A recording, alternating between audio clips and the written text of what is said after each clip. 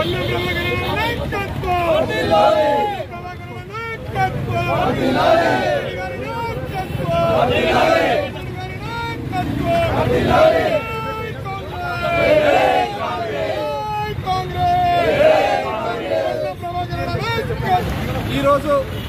తెలంగాణ రాష్ట్ర ముఖ్యమంత్రి యనుమల రేవంత్ రెడ్డి గారి ఆధ్వర్యంలో అదేవిధంగా తెలంగాణ ప్రజా గొంతుక తెలంగాణ ఉద్యమ వీరుడు బీసీ మినిస్టర్ పొన్నం ప్రభాకర్ గారి ఆధ్వర్యంలో ఎన్నో రోజులుగా ఎదురు చూస్తున్నటువంటి బీసీ కుల జన గణనకి సంబంధించినటువంటి తీర్మానాన్ని అసెంబ్లీలో ప్రవేశపెడుతున్న సందర్భంగా ఒక బీసీ ముద్దు బిడ్డగా పొన్నం ప్రభాకర్ గారికి అదేవిధంగా సీఎం రేవంత్ రెడ్డి గారికి పాలాభిషేకం చేయడానికి ఈరోజు జిల్లా బీసీ సెల్ ఆధ్వర్యంలో అదేవిధంగా నగర జిల్లా బీసీ 2 ఆధ్వర్యంలో ఈరోజు కార్యక్రమం చేసినాం.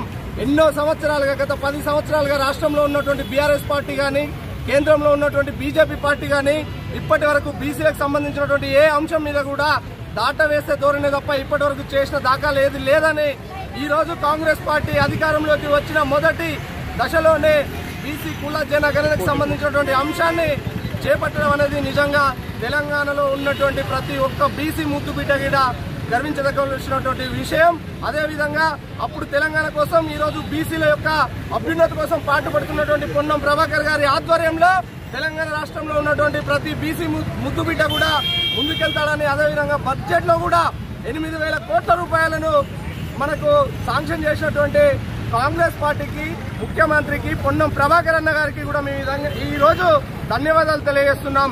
రాబోయే రోజుల్లో బీసీల యొక్క అభ్యున్నతి కేవలం కాంగ్రెస్ పార్టీతోనే ఉంటుంది. వచ్చే ఎంపీ ఎన్నికల్లో కూడా ఖచ్చితంగా కాంగ్రెస్ పార్టీ విజయకేతనం ఎగరేస్తుందని సందర్భంగా తెలియజేస్తున్నాం. పాత్రికేయ మిత్రులకు అదేవిధంగా ఇక్కడ ఉన్నటువంటి కాంగ్రెస్ పెద్దలందరికీ కూడా జిల్లా బీసీసీఎల్ పక్షంగా హృదయపూర్వక నమస్కారాలు తెలియజేస్తున్నాం.